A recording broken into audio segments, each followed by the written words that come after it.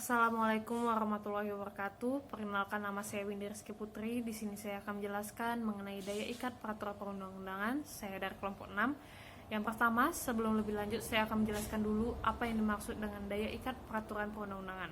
Pengundangan adalah pemberitahuan secara resmi suatu peraturan perundang-undangan dengan penempatannya dalam lembaran negara atau berita negara yang khusus untuk maksud tersebut sesuai dengan ketentuan yang berlaku.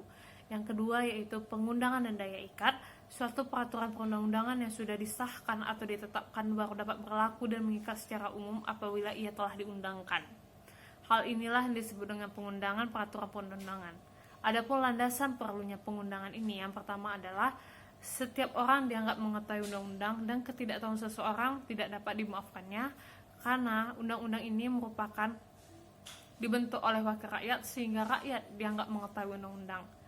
Dalam hubungan antara daya ikat dan pengundangan terdapat 3 variasi. Yang pertama yaitu berlaku pada saat diundangkannya. Sebagai contoh, dalam Undang-Undang Persuaraan Terbatas yang mana di akhir undang-undang ini berbunyi yaitu undang-undang ini berlaku sejak diundangkannya. Sehingga undang-undang ini berlaku pada tanggal 16 Agustus 2007 karena undang-undang ini diundangkan dari tanggal 16 Agustus 2007. Yang kedua itu berlaku beberapa saat setelah diundangkan.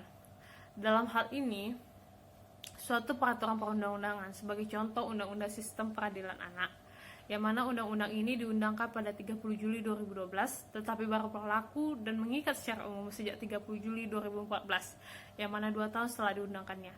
Mengapa bisa dilaksanakan 2 tahun setelahnya? Karena yang pertama, suatu peraturan perundang-undangan tersebut mungkin belum ada lembaganya dan belum ada peraturan pelaksananya, sehingga ia mengikat secara umum beberapa saat setelahnya. Yang ketiga yaitu berlaku pada saat diundangkan dan berlaku surut. Dalam hal ini, dalam melakukan berlaku surut ini harus ditetapkan tanggal yang tepat atau yang tetap sehingga hal ini tidak merugikan pihak-pihak lain. Sebagai contoh, suatu peraturan perundang-undangan ini diundangkan pada tanggal 10 November 2006 dan berlaku surut sampai 1 Januari 2006, sehingga peraturan tersebut dapat berlaku surut hingga 1 Januari 2006, tetapi berlaku surut ini tidak boleh dalam ketentuan pidana karena ketentuan pidana memiliki asas yaitu suatu hukum pidana ini tidak boleh berlaku surut.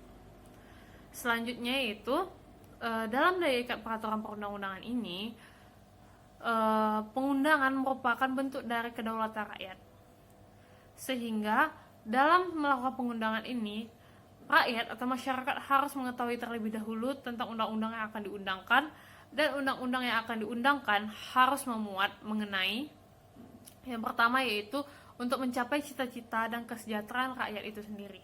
Dalam pasal 81 Undang-Undang Nomor 12 Tahun 2011 tentang pembentukan peraturan perundang-undangan, suatu peraturan perundang-undangan harus dimuat dalam pertama lembaran negara, tambahan lembaran negara, ketiga berita negara, tambahan berita negara, selanjutnya itu lembaran daerah, tambahan lembaran daerah, dan berita daerah. Sekian presentasi dari saya, mohon maaf apabila ada kesalahan. Wabillahi taufiq wal hidayah. Wassalamualaikum warahmatullahi wabarakatuh.